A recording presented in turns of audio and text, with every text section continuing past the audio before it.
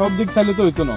দালালের মতো কথা কই না, আর আমনে তো দালাল নাই, কিন্তু আমনে চিনছি বালা করে চিনি। আমনে গেছে বারো দেখি একবার এই গরু দিলেন যা, ধরেন একবার এই গরু দিলেন যা, ধরেন একবার এই গরু দিলেন যা, আই কিন্তু আমনে চিনছি। আর হালা করি আর গাইড দিয়ে জানি আমনে হালা করে হালা করি এটা 2 বছর ধরে হালি রে গরু, এটা আমনে 2 বছর ধরে হালা ধরে হালি আর ঘরের কি কয় গাইড করি। কথা সত্য। হ্যাঁ যা কেমন দাম কত থাক দেন না 2 লাখ কেন এটা কি কইলেন? গরু এটার আসেনি কিছু, দেন তো আমনে আসেনি কিছু। দাম বেশি ছিল না, বাজার আড়িছেন এদিকে আছে এদিকে আছে বাজার।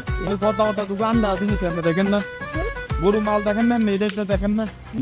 কোরবানি দিয়াম বলি গরু কিনতাম আইছি, এখন আমনে 3.5 লাখ দিও না 1.5 লাখ কেন বাজার 1.5 লাখ পাচ্ছেন না? না দেখেন না 1.5 লাখ কেন বাজারও এত বেশি হইতো না গরু এটা। না না রে ভাই, আমি এই গরু আমি তেমনি সান বাজারে আড়িছেন না, এদিকে গরু আছে এদিকে গরু আছে সান আরো সান আছে তো গরু, তো আমি এদিক এদিক চাইয়ে আইছি আপনার কাছে, ঠিক আছে?